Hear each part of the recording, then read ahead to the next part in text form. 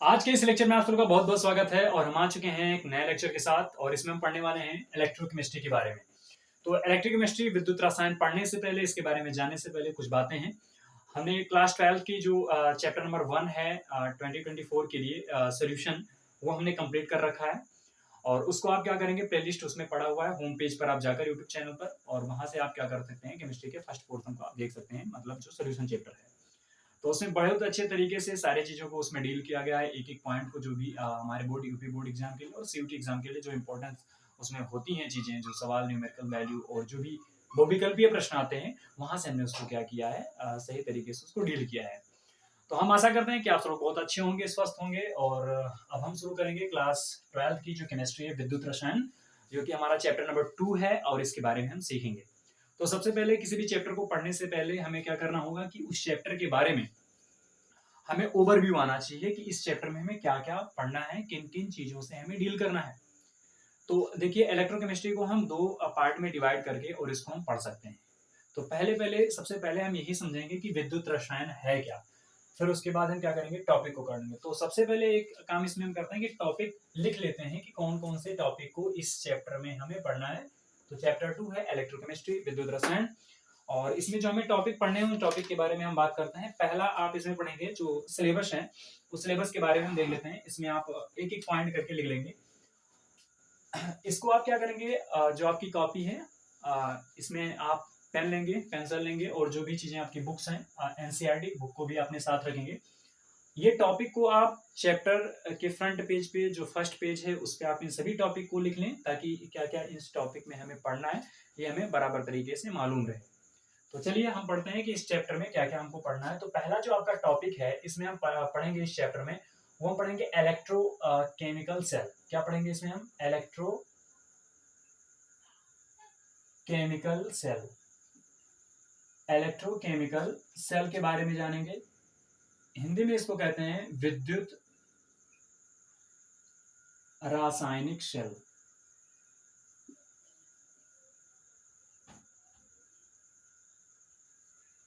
ठीक है। फिर इसमें हमारा जो नेक्स्ट टॉपिक होगा, वो होगा इलेक्ट्रोड के बारे में जानेंगे कि इलेक्ट्रोड क्या है, उसके बारे में जानेंगे। तो यहाँ पर आप लिखेंगे इलेक्ट्रोड। इलेक्ट्रोड किसे कहते हैं? तीसरा पॉइंट इसमें हम पढ़ेंगे representation of cell. Representation of cell, यानी सेल का निरूपण कैसे करते हैं, जो बैटरी में सेल लगी हुई, सेल का निरूपण कैसे करते हैं, उसके बारे में जानेंगे। जो हमारा फोर्थ नंबर टॉपिक होगा, वो फोर्थ टॉपिक हमारा ये होगा इलेक्ट्रोड पोटेंशियल, जिसको हम हिंदी में कहते हैं इलेक्ट्रोड विभव। Electrode potential. फिर हमारा फिफ्थ नंबर जो होगा, वो होगा नर्स्ट इक्वेशन। नर्स्ट इक्वेशन, इसमें हम नर्स्ट इक्वेशन को डेराइव करेंगे कि किस प्रकार से नर्स्ट साहब ने इक्वेशन दिए। फिर हम इसमें नर्स्ट इक्वेशन पढ़ने के बाद हम पढ़ेंगे एप्लीकेशन ऑफ इलेक्ट्रोकेमिकल सीरीज, और इसमें हम जो भी मतलब न्यूमेरिकल वैल्यू है, उसको भी इसमें हम लगाएंगे एग्जांपल के रूप में। देखिए, तो नर्स्ट इक्वेशन के बाद जो हमारा 6 नंबर पॉइंट आएगा, वो 6 नंबर हमारा पॉइंट होगा एप्लीकेशन ऑफ इलेक्ट्रोकेमिकल सीरीज। तो इलेक्ट्रोकेमिकल सीरीज के बारे में पढ़ेंगे। एप्लीकेशन ऑफ इलेक्ट्रोकेमिकल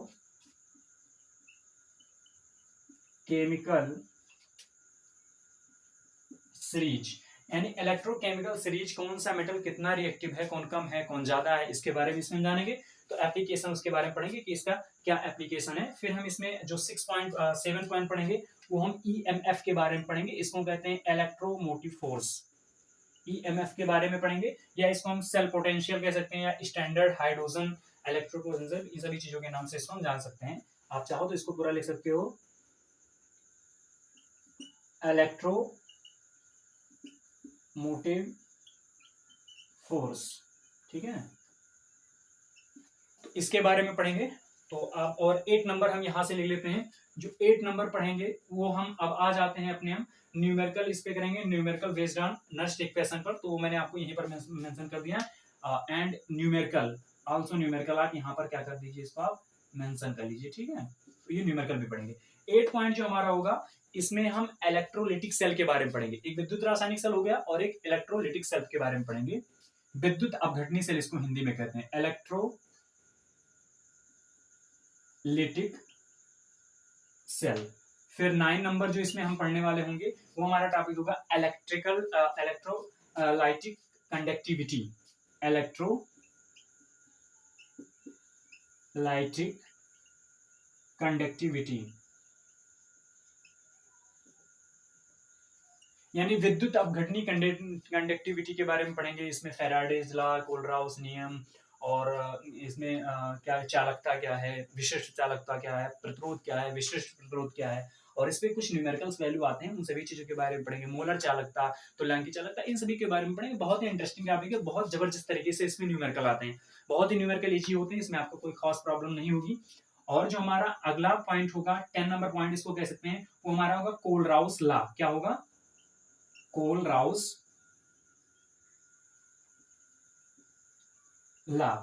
लॉ के बारे में पढ़ेंगे। फिर यहां पर हम 11 नंबर टॉपिक यहां पर हम मेंशन कर दे रहे हैं, और हमारा ये होगा फैराडेज लॉ, फैराडेज लॉ के बारे में, ठीक है।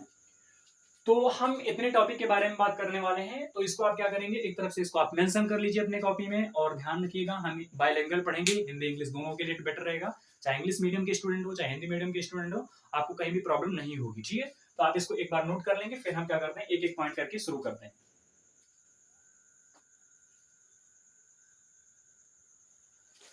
आई होप आपने इसको क्या किया होगा, लिख लिया होगा जो भी पॉइंट्स थे। अब हम मेंशन करते हैं, एक एक बात करते हैं, समझते हैं इंट्रोडक्शन में। तो आज की जो वीडियो है, एक तरीके से हम ये फर्स्ट वीडियो है, तो इसको हम इंट्रोडक्शन वाली वीडियो ले सकते हैं, और इसमें बहुत ज्यादा टॉपिक को कवर नहीं करेंगे, कुछ ही टॉपिक को कवर करेंगे। फिर हम नेक्स्ट वीडियो में बड़े बड़े टॉपिक को लेंगे, अच्छे तरीके से उसको थोड़ी लॉन्ग वीडियो बनेगी। तो ये वीडियो थोड़ी हो सकती है कि आपकी शॉर्ट वीडियो रहे। हम नेक्स्ट वीडियो में क्या करेंगे, चीजों को इंप्रूव करने की और कोशिश करेंगे, ठीक है। तो अब हम सबसे पहले शुरू करते हैं, किसी भी चैप्टर को पढ़ने से पहले, केमिस्ट्री हो, चाहे बायोलॉजी हो, चाहे फिजिक्स हो, किसी भी चीज को पढ़ने से पहले हमें सबसे पहले उस चैप्टर का मीनिंग आना चाहिए। यदि उस चैप्टर के मीनिंग को, कॉन्सेप्ट को हम समझ जाते हैं, तो हमें अच्छे प्रकार से पता हो जाता है कि इस चैप्टर का मतलब क्या है और इस चैप्टर में हम क्या करने वाले हैं। तो ये आपका दिख रहा है, जिससे नाम है विद्युत रसायन। तो आप कह सकते हैं कि यदि इसकी परिभाषा लिखना चाहें, तो आप कह सकते हैं कि रसायन विज्ञान की वह शाखा जिसमें हम इलेक्ट्रिकल ऊर्जा को केमिकल ऊर्जा और केमिकल ऊर्जा को इलेक्ट्रिकल ऊर्जा में इंटरकनेक्टेड करते हैं, या उसको चेंज करते हैं, उसे हम क्या कहते हैं, विद्युत रसायन कहते हैं। तो आपने समझा कि विद्युत ऊर्जा को रासायनिक ऊर्जा में, या रासायनिक ऊर्जा को विद्युत ऊर्जा में जो परिवर्तन करने की जो ब्रांच है, जिस ब्रांच में हम करते हैं, तो वो रासायन विज्ञान की होगी, और उस रासायन विज्ञान के ब्रांच को हम क्या कहेंगे, विद्युत रसायन कहते हैं, ठीक है। अब हम क्या करेंगे, ये आपका इलेक्ट्रोकेमिस्ट्री का पार्ट हुआ, तो इलेक्ट्रोकेमिस्ट्री का ये चीजें आप ध्यान रखेंगे। कुछ चीजों को आपको बताया जाएगा, तो आप कॉपी पेंसिल जो भी चीजें, पेन है, आप उसको लेकर बैठें। और काफी चीजें ऐसी हैं जो मैं इस पे नहीं लिख पाऊंगा, लेकिन मैं उसको बोलूंगा तो वो इंपॉर्टेंट होती हैं एग्जाम के पॉइंट ऑफ व्यू से, न्यूमेरिकल के पॉइंट ऑफ व्यू से। तो उसको आप क्या करेंगे कि आप मेंशन कर लिया करेंगे, नोट कर लिया करेंगे। बाकी जो चीजें मैं नोट के रूप में यहाँ पर नोट के फॉर्म में आपको दे पाऊंगा, वो मैं इस पे नोट के फॉर्म में दे दूंगा। मैं बेहतर करने की कोशिश पूरा करता हूँ। तो इसमें हम रसायन विज्ञान की वह शाखा जिसमें रासायनिक ऊर्जा को हम क्या किसमें, विद्युत ऊर्जा में, और विद्युत ऊर्जा को रासायनिक ऊर्जा में परिवर्तित करते हैं, विद्युत रसायन कहते हैं। इसकी हम परिभाषा आपके लिए लिख ही देते हैं, कुछ छोटी छोटी अभी परिभाषा है आपके नोट्स के लिए, उसको हम क्या करते हैं, इस पे लिख देते हैं। तो ऐसे कह सकते हैं कि रसायन विज्ञान की वह शाखा, रसायन विज्ञान की वह शाखा की वह शाखा जिसमें,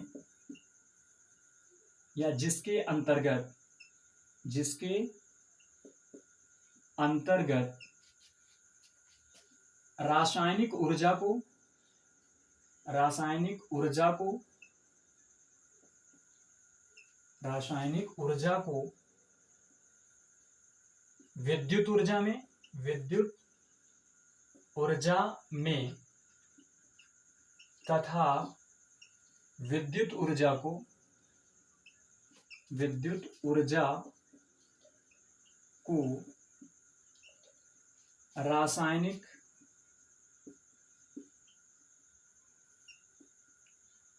ऊर्जा में परस्पर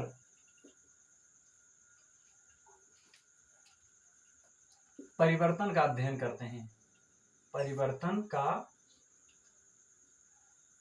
अध्ययन करते हैं, उसे हम क्या कहते हैं?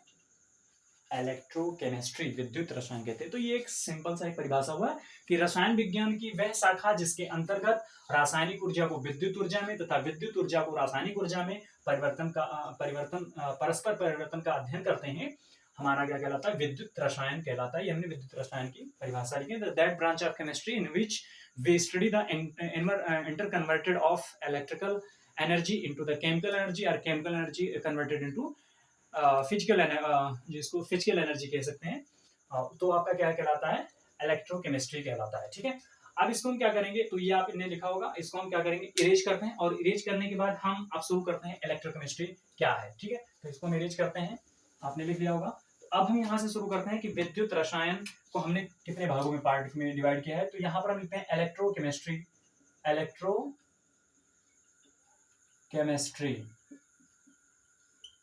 इलेक्ट्रोकेमिस्ट्री में हम दो ब्रांच में इसको हम पढ़ेंगे, दो ब्रांच में इसको हम डिवाइड करेंगे और दोनों ब्रांच में पढ़ेंगे।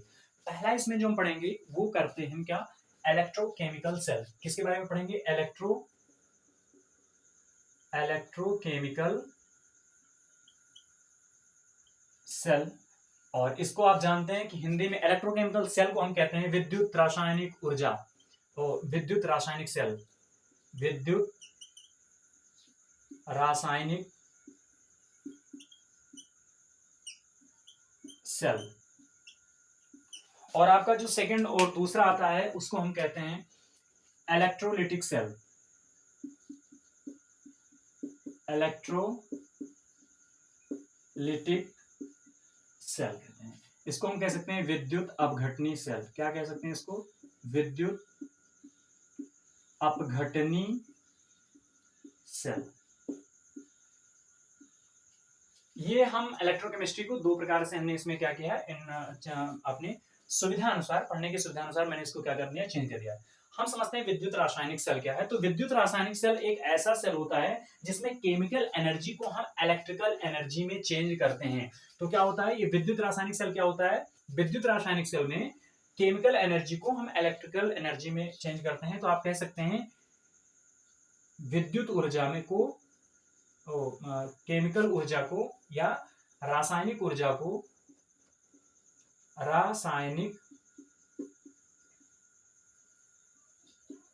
को हम किसमें चेंज करते हैं? विद्युत ऊर्जा में चेंज करते हैं। किसमें? विद्युत ऊर्जा में। विद्युत ऊर्जा में चेंज करेंगे। ठीक है, और इसमें आप क्या कह सकते हैं? तो इसको आप लिखना चाहें तो इसको लिख सकते हैं इलेक्ट्रिकल केमिकल एनर्जी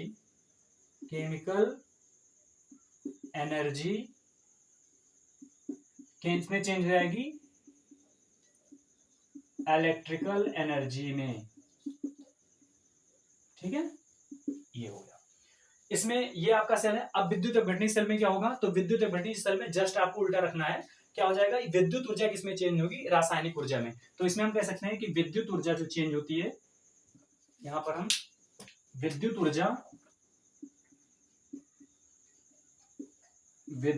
ऊर्जा आपका किसमें चेंज किया जाएगा? रासायनिक ऊर्जा में। रासायनिक ऊर्जा में चेंज किया जाएगा। ठीक है, तो यहां पर विद्युत ऊर्जा किसमें चेंज किया जाएगा? रासायनिक ऊर्जा। यानी विद्युत अपघटनी सेल में हम विद्युत ऊर्जा को रासायनिक ऊर्जा में, और विद्युत रासायनिक सेल को हम रासायनिक ऊर्जा को विद्युत ऊर्जा में। आप इसको थोड़ा, इसमें क्या होता है, स्टूडेंट थोड़ा कंफ्यूज हो जाते हैं। तो इसको आप इस तरह से कनेक्ट कर सकते हैं कि जो विद्युत रासायनिक सेल है उसको आप क्या करेंगे? वो सेल क्या करेगा? जस्ट अपोजिट वाला, यानी विद्युत ऊर्जा बनाएगा, विद्युत ऊर्जा में चेंज हो जाएगा। और जो विद्युत अपघटनी हो किसमें हो जाएगा? रासायनिक ऊर्जा में हो जाएगा। इस तरीके से आप इसको क्रॉस अपने दिमाग में इसको याद कर सकते हैं। अब थोड़ा इसमें हम साइन की बात कर लेते हैं। चूंकि सेल है तो इसमें इलेक्ट्रोड होंगे। तो इसमें क्या होगा? दो प्रकार के इलेक्ट्रोड होते हैं। इलेक्ट्रोड किसे कहते हैं, हम उसके बात करना चाहें तो इलेक्ट्रोड किसे क्या कहते हैं? जब किसी धातु की प्लेट को लेते हैं और उसी धातु के प्लेट को हम क्या करते हैं? उसके लवणीय जलीय विलयन में डुबोते हैं। तो वो क्या करते हैं, वो जो लवणीय जलीय विलयन होता है और वो धातु की प्लेट पे क्या परस्पर क्या हो जाते हैं, कह सकते हैं अपोजिट चार्जेज आ जाते हैं। तो उसमें उस तरीके से जब वो धातु की प्लेट होता है तो वो एक इलेक्ट्रोड की भांति कार्य करता है। किस भांति कार्य करेगा? इलेक्ट्रोड की भांति करेगा। तो उसे हम क्या कहते हैं? इलेक्ट्रोड कहते हैं। और इस प्रकार से इलेक्ट्रोड दो प्रकार के होते हैं, एक कैथोड होता है और एक एनोड होता है। आपने देखा होगा। तो ऐसे दो होते हैं। तो जब किसी, मान लेते हैं ये कापर है, ये जिंक है, ऐसे, तो जिंक का या कापर का कोई धातु का जो प्लेट हो, उसको हम क्या करें, कापर या जिंक के उसी लवणीय जलीय विलयन में यदि उसको हम डुबा देते हैं तो क्या होता है कि वो उस पर एक विलयन के सापेक्ष उस इलेक्ट्रोड पर अपोजिट चार्ज आ जाता है। तो जो अपोजिट चार्ज आता है तो उसमें क्या होता है, इस प्रकार की अपोजिट चार्ज आने की स्थिति में ये जो आपका प्लेट है वो एक इलेक्ट्रोड की भांति कार्य करने लगता है। तो ये आपने इस बात को आपने समझा होगा। तो हम क्या करते हैं, अब इसी प्रकार से इस रासायनिक ऊर्जा और विद्युत ऊर्जा रासायनिक ऊर्जा, इसमें भी क्या होता है, जो इसमें आपका एनोड होता है ना या कैथोड होता है, ये कैथोड आपका इसमें पॉजिटिव होगा। इसमें जो कैथोड होगा उसका जो पोलैरिटी होगा, जिसपे साइन आएगा, वो आएगा आपका पॉजिटिव साइन दिखेगा। कौन सा साइन दिखेगा? पॉजिटिव साइन दिखेगा।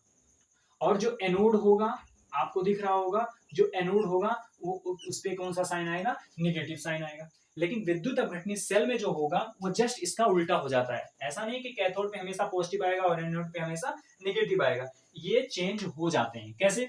तो ये विद्युत अपघटनी सेल में क्या हो जाएगा, इसका जस्ट उल्टा आप कह देंगे, वो क्या हो जाएगा, कैथोड पे आपका कौन सा हो जाएगा, यहाँ पर पॉजिटिव है, यहाँ पर क्या है, पॉजिटिव है, तो इसमें क्या हो जाएगा, निगेटिव हो जाएगा। यहाँ पर क्या हो जाएगा, निगेटिव हो जाएगा। IV निगेटिव होता है, ठीक है, ऐसे इसको हम शॉर्ट फॉर्म में करते हैं। फिर एनोड क्या होगा आपका, एनोड जो आपका होगा वो क्या होगा, पॉजिटिव होगा। जस्ट इसका क्या हो जाता है, उल्टा हो जाता है। ठीक है, तो ये हमने इसमें क्या बात कर ली, साइन के बारे में बात कर ली।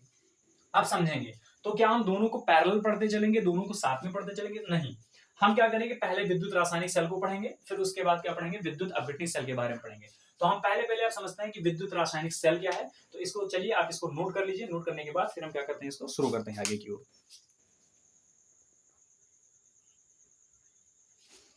चलिए, तो अब हम शुरू करते हैं इलेक्ट्रोकेमिकल सेल। विद्युत रासायनिक सेल क्या है इसके बारे में जानेंगे। तो देखिए, विद्युत रासायनिक सेल क्या है कि, तो हमने अभी इसमें जाना है कि विद्युत रासायनिक सेल क्या होता है, कि ये केमिकल ऊर्जा को किसमें चेंज करता है, इलेक्ट्रिकल ऊर्जा में चेंज करता है। तो यानी ऐसी युक्ति या ऐसा उपकरण जो क्या करता है, विद्युत रासायनिक ऊर्जा को विद्युत ऊर्जा में चेंज करता है, परिवर्तित करता है, उसे हम रासायनिक सेल कहते हैं। तो विद्युत रासायनिक सेल को सर्वप्रथम उल्टा और गैल्वेनी नामक दो वैज्ञानिकों ने बनाया था। इसलिए इसको हम क्या कहते हैं, इसका एक प्रारूपिक सेल भी होता है जिसको हम गैल्वेनिक सेल या उल्टीय सेल भी कहते हैं। तो इस प्रकार से हम इसमें क्या करेंगे, बाकी हमने एनोड और कैथोड के बारे में हमने आपको बता ही दिया कि इलेक्ट्रोड दो प्रकार के होते हैं। यहाँ पर आप थोड़ा सा देख सकते हैं, यदि वो पूरी बातें समझ में ना आई हो तो। इलेक्ट्रोड दो प्रकार का होता है, एक होता है आपका एनोड और एक होता है आपका कैथोड। एनोड और कैथोड दो प्रकार के इलेक्ट्रोड होते हैं, जो कि आपने इसमें देखा है। ठीक है, तो ये आपका इलेक्ट्रोड का बात हुआ, जो कि हमने इसमें पीछे बात कर रखा है कि इसमें इलेक्ट्रोड आपका क्या होगा और कैथोड इसमें आपका क्या होगा। हम जानते हैं जो आपका ये वाला सेल होगा, इसमें आपका कैथोड पॉजिटिव होता है, ये आप ध्यान रखेंगे, और एनोड क्या होता है, निगेटिव होता है। अभी के लिए आप ध्यान रखेंगे कि विद्युत रासायनिक सेल में हम इस प्रोसीजर का उपयोग करेंगे। जो आपका कैथोड होगा वो पॉजिटिव की तरीके से होगा, और जो एनोड होगा वो किस तरीके से होगा, नेगेटिव के तरीके से होगा। तो इलेक्ट्रोड का आप मतलब समझ ही गए होंगे कि जब किसी हम धातु की प्लेट को उसी के लवणीय जलीय विलयन में रखते हैं तो उस पर क्या आ जाता है, एक अपोजिट चार्ज आ जाता है विलयन और धातु की प्लेट के सापेक्ष। तो जो प्लेट होता है वो इलेक्ट्रोड की बात कार्य करता है। अब इसमें हम क्या करेंगे, इस चीज को हम विद्युत रासायनिक सेल में हम सबसे पहले गैल्वेनिक सेल, इस सेल को हम क्या कहते हैं ये भी जान लीजिए कि इसको हम गैल्वेनिक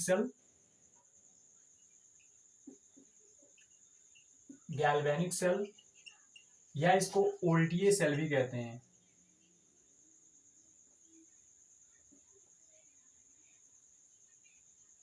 ओल्टीय गैल्वेनिक सेल इसको कह सकते हो, या इसको कह सकते हो ओल्टेनिक सेल भी कह सकते हो। ठीक है,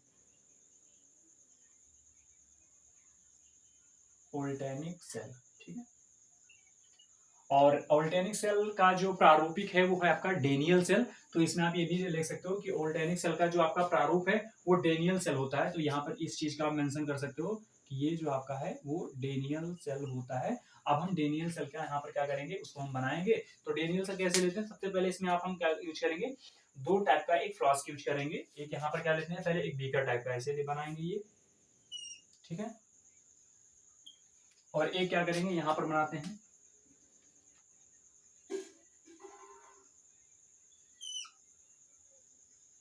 सेल टाइप का होगा।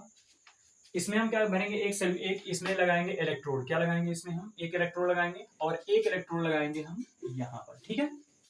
दो इलेक्ट्रोड लगेंगे। इसमें हम क्या भरते हैं, इसमें एक सोल्यूशन भरते हैं और वो जो सोल्यूशन का नाम होता है वो ZnSO4 होता है। क्या होता है, ZnSO4। तो ZnSO4 एक प्रकार का साल्ट ही है, ठीक है। तो इसमें हम क्या भरेंगे, ZnSO4 भरेंगे, ठीक है। इसमें हम क्या भरेंगे, CuSO4 भरेंगे। हम इसको क्या करते हैं, ये वाला इरेज कर देते हैं, ठीक है, ताकि हमको स्पेस मिल जाए। तो इसमें हम क्या भरेंगे, CuSO4 भरेंगे। यहाँ पर हम क्या लेंगे, इसको CuSO4 लेंगे, ठीक। तो ये हमारा हो गया CuSO4 हो गया, ठीक। तो CuSO4 का ये जलीय विलयन होगा आपका, CuSO4 का जलीय विलयन, ठीक है। हम फिर क्या करेंगे, यहां से एक इससे एक तार कनेक्ट करेंगे। ये आप लिख लेंगे, इसको हम इरेज किए दे रहे हैं, ठीक है, स्पेस, ताकि हमको काफी मिल जाए अच्छा खासा। तो इससे हम क्या करेंगे, इसको हम इससे कनेक्टेड कर देंगे और इसके बीच में एक हम लगा देंगे जो कि विद्युत का डायरेक्शन बताएगा। तो यहाँ पर डायरेक्शन बताने वाला होगा। इस वाला जो हमारा लेफ्ट साइड होगा वो हमारा क्या होगा, कैथोड होगा। लेफ्ट साइड को हम क्या कहेंगे, एनोड कहेंगे। लेफ्ट साइड को एनोड कहेंगे और राइट साइड को क्या कहेंगे, कैथोड कहेंगे। ये चीजें आपको याद रखना है। इस वाले इलेक्ट्रोड को हम क्या कहेंगे, एनोड कहते हैं। क्या कहते हैं इसको हम, एनोड। और आपने अभी पढ़ा है कि जो विद्युत रासायनिक सेल होता है उसमें एनोड जो होता है वो आपका क्या होगा, निगेटिव होगा। तो ये एनोड होगा और क्या होगा, निगेटिव होगा। और ये जो आपका CuSO4 में है ये आपका क्या होगा, कैथोड होगा। क्या होगा, कैथोड। और जो आपका कैथोड होता है वो क्या होता है, आपका पॉजिटिव होता है। ये बात हमने अभी पढ़ रखा है इसमें। तो ये दो राड लगाया है, ये जिंक का राड है, Zn का राड है, और ये किसका राड है, Cu का राड है। और इसमें जो सोल्यूशन भरा हुआ है ZnSO4 बना है, इसमें क्या भरा हुआ है, CuSO4 भरा हुआ है। अब एक बात समझेंगे कि इस वाले जो सेल होते हैं, इस सेल में एक बात होती है कि पहली बात तो इसमें ये होती है, जो इलेक्ट्रॉन का फ्लो होता है वो क्या होता है, एनोड, जो फ्लो ऑफ इलेक्ट्रॉन होता है वो किस ओर से होता है, एनोड टू कैथोड की ओर होता है। तो फ्लो ऑफ इलेक्ट्रॉन कह सकते हैं, विद्युत प्रवाह। क्या कह सकते हैं इसको हम, विद्युत प्रवाह। तो इसमें जो विद्युत का प्रवाह होगा वो किधर से किधर की ओर होगा, जो विद्युत प्रवाह होगा वो एनोड से कैथोड की ओर होगा। किसकी ओर होगा, एनोड टू कैथोड की ओर। किसकी ओर होगा, कैथोड की ओर होगा। ये आप इसको बात नोट करेंगे। अब आप जानते हैं कि फिजिक्स का एक बहुत अच्छा सा नियम है कि जिस ओर इलेक्ट्रॉन बहता है उसके विपरीत दिशा में क्या बहता है, इसका मतलब विद्युत जो होता है धारा बहती है। तो हम इसको क्या कह सकते हैं इसमें, तो विद्युत का प्रवाह, उसका विद्युत प्रवाह हो गया। अब इसमें हम यदि कहना चाहें तो जो फ्लो ऑफ करंट है, तो फ्लो ऑफ करंट, ये थोड़ा उल्टा हो गया है, इसमें हम कहते हैं इलेक्ट्रॉन का प्रवाह। क्या कह सकते हैं, फ्लो ऑफ इलेक्ट्रॉन। यहाँ पर लिख सकते हैं आप फ्लो ऑफ इलेक्ट्रॉन, सॉरी ये गलती हो गया, यहाँ पर इसको सही है। फ्लो ऑफ इलेक्ट्रॉन क्या होगा, एनोड टू कैथोड की ओर होगा, यानी इस साइड में क्या जाएगा, इलेक्ट्रॉन का प्रवाह होगा। और कैथोड से एनोड की ओर क्या होगा, फ्लो ऑफ करंट होगा। क्या होगा, फ्लो ऑफ करंट। तो फ्लो ऑफ करंट क्या होता है, कैथोड टू एनोड की ओर होगा। किसकी ओर होगा, कैथोड टू एनोड की ओर होगा। ये बात आपको ध्यान रखना है, क्योंकि फिजिक्स का नियम है, जिस ओर क्या होता है कि इलेक्ट्रॉन का प्रवाह होता है उसके विपरीत दिशा में किसका प्रवाह होता है, विद्युत का प्रवाह होता है। तो ये आपने Zn की राड है और ये किसकी राड है, Cu की राड है। चाहे तो आप राड इसको पेन से आप अलग बना सकते हैं। जैसे इसमें विलयन बनेगा तो इसमें क्या होगा कि ZnSO4, ये जो ZnSO4 है तो इसमें क्या आ जाएगा, ये Zn प्लस के फॉर्म में, Zn2 प्लस के फॉर्म में इसमें क्या हो जाएगा, ये आयोनाइज्ड हो जाएगा। यहाँ पर ऐसे Zn+2 Zn+2 Zn+2 ऐसे ऐसे Zn+2, इसमें क्या हो जाएगा, ढेर सारे Zn+2 के आयन हो जाएंगे। और इस प्लेट पर क्या जाकर निगेटिव वाले जो इलेक्ट्रॉन है वो जाकर इस पे क्या हो जाएंगे, चिपक जाएंगे। ऐसे ऐसे निगेटिव, क्या ढेर सारे ऐसे निगेटिव क्या हो जाएंगे, इस पे चिपक जाएंगे। और जस्ट इसके साइड में क्या होगा कि इस पे क्या हो जाएगा, जस्ट इसमें होगा कि SO4- ऐसे आयन होंगे, SO4-2 SO4-2 SO4-2 हो जाएगा। और इस पर क्या हो जाए, इस पर प्लस प्लस जाकर इस पे जो चार्ज होंगे वो क्या हो जाएंगे, यहाँ पर डिपोजिट होते जाएंगे। तो आप एक चीज हमने बताया था कि इलेक्ट्रोड में क्या होता है कि ये जो इलेक्ट्रोड होता है वो इस विलेन के सापेक्ष क्या हो जाता है, अपोजिट चार्ज हो जाता है। तो देखिए Zn+2 के फॉर्म में ये पूरा आपका सोल्यूशन हो गया है। और इलेक्ट्रॉन आकर कहां पर टिक गया है, इस कैथोड पर यानी इस इलेक्ट्रोड पर टिक गया है, एनोड पर टिक गया है। एनोड एक इलेक्ट्रोड है और एक दूसरा आपका कैथोड एक इलेक्ट्रोड है। तो अब ये होगा क्या कि यहाँ पर एक प्रॉब्लम आ रही है। प्रॉब्लम क्या है, यहाँ पर प्रॉब्लम को अगर हम मेंशन करना चाहें तो प्रॉब्लम कौन सी खड़ी हो रही है, तो सबसे जो प्रॉब्लम यहाँ पर क्रिएट हो रहा है, अब देखिए यहाँ पर ये विद्युत धारा का इधर की ओर आप मेंशन कर सकते हैं, इस साइड में क्या मेंशन कर सकते हैं कि यहाँ पर आई का फ्लो हो रहा है। किसका फ्लो हो रहा है, आई, यानी विद्युत धारा का, करंट का फ्लो हो रहा है। तो इधर की ओर किसका, करंट का प्रवाह हो रहा है, और इधर से इधर किसका प्रवाह हो रहा है, इलेक्ट्रॉन का प्रवाह हो रहा है। तो भाई यहाँ पर क्या हो गया, बल्ब जलने लगा, ये जो भी चीजें हैं आपने करने लगे, तो इलेक्ट्रॉन का प्रभाव। लेकिन प्रॉब्लम क्या हो रही है कि लगातार यहाँ पर Zn2 plus Zn2 plus Zn2 plus होने के कारण ये एक समय ऐसा आ जाएगा कि पूरा का पूरा ये जो सिस्टम है वो ब्लॉक कर जाएगा। उन्होंने पाया कि ये पूरा सिस्टम क्या हो गया, ब्लॉक हो गया। उसका रीजन, क्योंकि यहाँ पर ये जो इलेक्ट्रॉन इस पे जो निगेटिव चार्ज चिपक गया, वो निगेटिव चार्ज क्या हो गया, ये इलेक्ट्रोड के सरफेस को सटा लिया। तो क्या हो गया कि ये शॉर्ट सर्किट हो गया, एक तरफ पूरा निगेटिव, एक तरफ क्या हो गया पॉजिटिव कुछ समय बाद। तो इसमें क्या करंट का जो फ्लो हो गया बिल्कुल क्या हो गया, रुक गया। तो अब यहाँ पर क्या गया, बीच में आता है, फिर आता है एक नाम जिसको कहते हैं हम साल्ट ब्रिज। क्या कहते हैं, साल्ट ब्रिज। तो हम यहाँ पर यूज करते हैं साल्ट ब्रिज का। किसका यूज करेंगे, साल्ट ब्रिज का। तो क्या किया उन्होंने कि एक साल्ट ब्रिज का यूज किया, और उस साल्ट ब्रिज को ऐसे इन्होंने इसमें लगाया। यहां से हम करेंगे साल्ट ब्रिज, ये हमने क्या लगा दिया, साल्ट ब्रिज लगा दिया। ऐसे एक साल्ट ब्रिज लगाते हैं, जिसको आप हिंदी में क्या कहते हैं, लवण सेतु कहते हैं। क्या कहते हैं इसको हिंदी में, लवण सेतु कहेंगे। तो ये आपने क्या करा, इसमें एक साल्ट ब्रिज लगाया। इसका क्या काम होता है, what is the function of salt bridge, salt bridge का फंक्शन क्या है, तो इसको हम कहते हैं लवण सेतु। क्या कहते हैं इसको हम, लवण सेतु, और हिंदी में कहते हैं साल्ट ब्रिज कहते हैं। तो ये क्या करता है, न्यूट्रलिटी को बनाए रखता है, उदासीनता को बनाए रखता है। जैसे इसमें हम क्या भरेंगे, इसमें जो ये यहाँ पर देखना चाहें तो लवण सेतु का काम क्या होता है, तो कुछ पॉइंट को हम यहाँ पर मेंशन करते हैं। लवण सेतु का कार्य, लवण सेतु है क्या, तो लवण सेतु बना किससे होता है, तो मैं आपको बता दूं कि इसमें KNO3 या KCl इन सभी जैसे पदार्थों को, HNO3 जैसे पदार्थों को इसमें क्या किया जाता है, मिक्सअप किया जाता है। NH4NO3 को इसको इसमें मिक्सअप किया जाता है। एगार एगार जल या जेलेटिन के साथ इसमें इसको भरा जाता है, और इसके जो ये मुंह होते हैं इस पे क्या भर दिया जाता है, रुई भर दिया जाता है, ताकि ये गिर ना जाए। और ये इस प्रकार से क्या होगा, जब इधर Zn+2 हो जाता है या माइनस माइनस हो जाता है, तो इस तरफ क्या हो जाता है, एक पॉजिटिव आयन आ जाएगा, और इसकी ओर क्या आ जाएगा, एक निगेटिव आयन आ जाता है। इस प्रकार से क्या होता है, इसकी न्यूट्रलिटी, पूरी की पूरी न्यूट्रलिटी बनी रहती है, और ये इलेक्ट्रॉन का फ्लो होता रहता है। तो आप पहला पॉइंट कह सकते हैं कि ये जो लवण सेतु होता है, ये यू शेप्ड की एक नली होती है। क्या होती है, लवण सेतु, लवण सेतु यू शेप्ड, यू आकार की नली होती है। क्या होती है, यू आकार की नली होती है। फिर इसमें कहते हैं KNO3 या इसमें एक भरा जाता है आपका NH4NO3 को हम एगार एगार जल मिलाकर क्या करते हैं, इसको हम भर देते हैं। जेल होता है, जिलेटिन जिसको कहते हैं, ठीक है। जिलेटिन के साथ इसमें क्या कर देते हैं, इसमें हम फिलअप कर देते हैं। फिर इसमें क्या करता है, ये इसमें एक चीज ध्यान रखना है कि जो लवण सेतु होता है उसमें जो आपने ये आयन भरे, यानी जो आपने KNO3 NH4NO3 इन सभी चीजों को भरा है, तो उसमें जो कैटायन की स्पीड और एनायन की स्पीड दोनों क्या होनी चाहिए, बराबर होनी चाहिए। तो आप एक चीज इसमें लिख सकते हैं कि स्पीड ऑफ एनायन जो होना चाहिए वो स्पीड ऑफ कैटायन के बराबर होना चाहिए। तो एक चीज यहाँ पर इसमें मेंशन कर सकते हैं कि स्पीड ऑफ एनायन वो इक्वल टू होना चाहिए स्पीड ऑफ कैटायन के।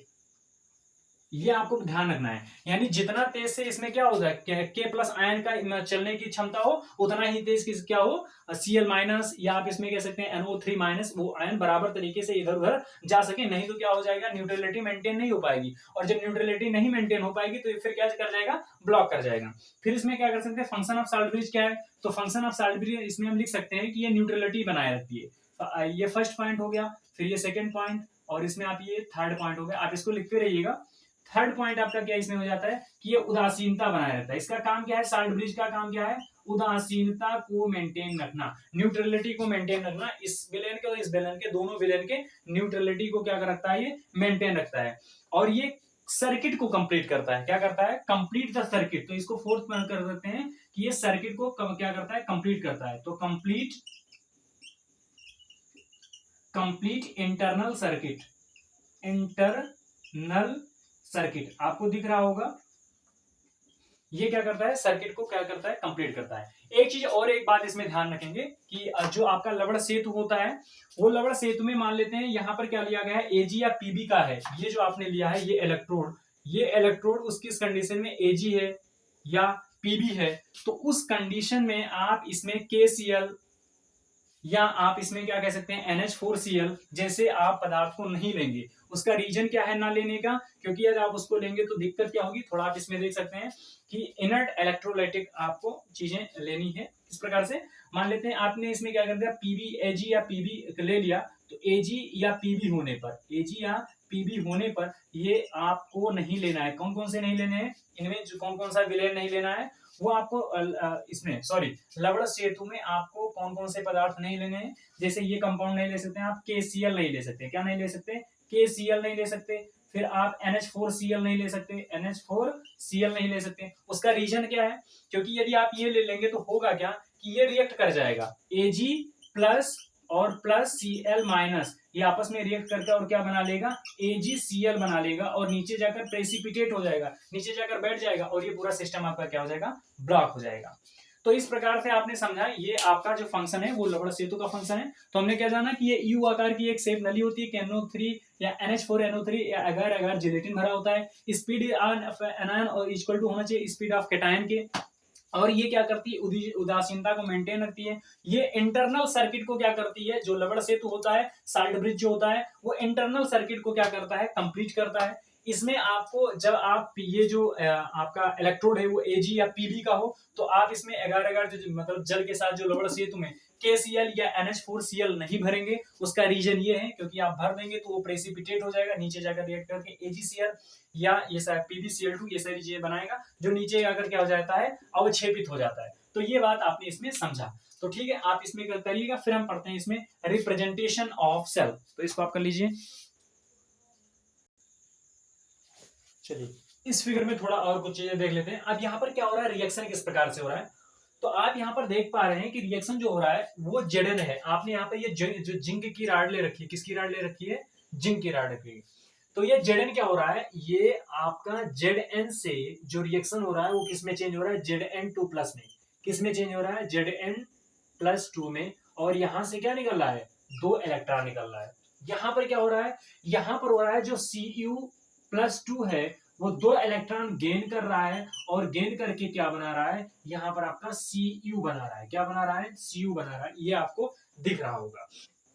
ये भी क्या है? सॉलिड में। ठीक, तो Zn से Zn+2 2 इलेक्ट्रॉन यहाँ पर लूज कर रहा है, यहाँ पर Cu+2 से 2 इलेक्ट्रॉन ले रहा है और क्या बना रहा है? Cu बना रहा है, जो कि ये इसमें हो रहा है। ठीक है, अब इसमें इस बात को आप समझते हैं, इसको आप क्या कह सकते हैं? ये इस चीज को आप क्या कह सकते हैं? देखिए +2 से यहाँ पर ऑक्सीडेशन नंबर क्या है? 0 है। आपने ऑक्सीडेशन रिडक्शन क्लास 11 में पढ़ रखा होगा।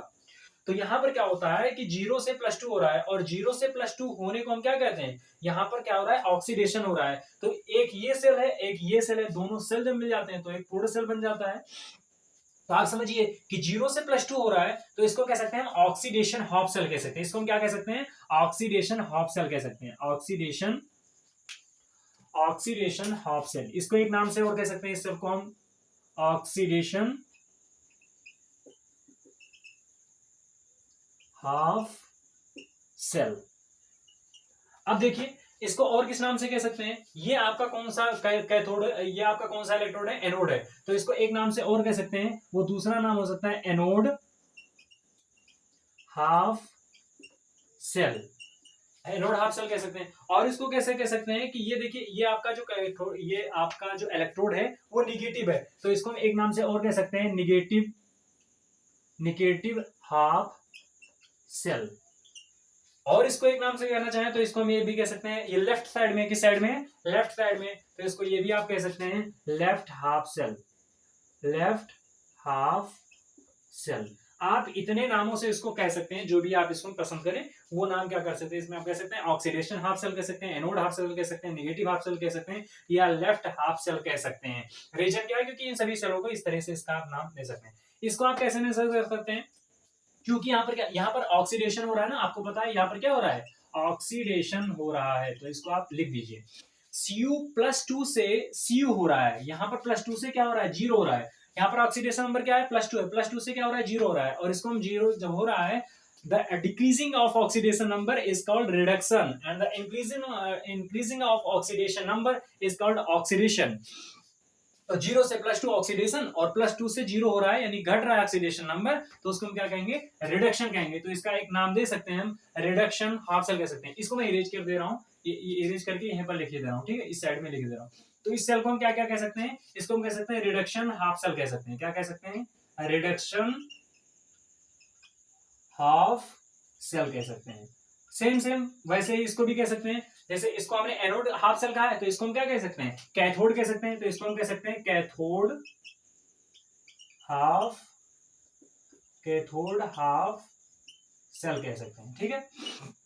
और इसको क्या कह सकते हैं, क्योंकि इसको मैंने निगेटिव हाफ सेल कहा तो ये पॉजिटिव होता है, तो इसको हम क्या कह सकते हैं, मैंने आपको पहले ही साइन बता दिया कि इलेक्ट्रोकेमिकल सीरीज में एनोड का क्या होता है और कैथोड का क्या होता है। तो इसको हम कह सकते हैं पॉजिटिव हाफ सेल कह सकते हैं।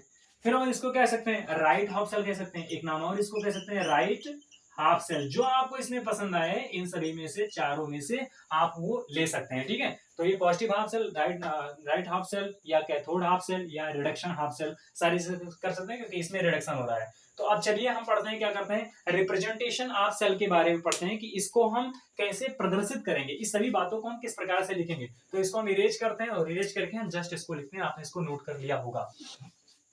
चलिए, रिप्रेजेंटेशन ऑफ सेल। तो रिप्रेजेंटेशन ऑफ सेल को पढ़ने से पहले, रिप्रेजेंटेशन ऑफ इलेक्ट्रोकेमिकल सेल कह सकते हैं, या सेल कह सकते हैं, या आप इसको गैल्वेनिक सेल कह सकते हैं, क्योंकि गैल्वेनिक सेल जो है वो इलेक्ट्रोकेमिकल सेल का एक प्रारूपिक सेल है, ठीक है। तो यहां पर आप हेडिंग डालेंगे रिप्रेजेंटेशन ऑफ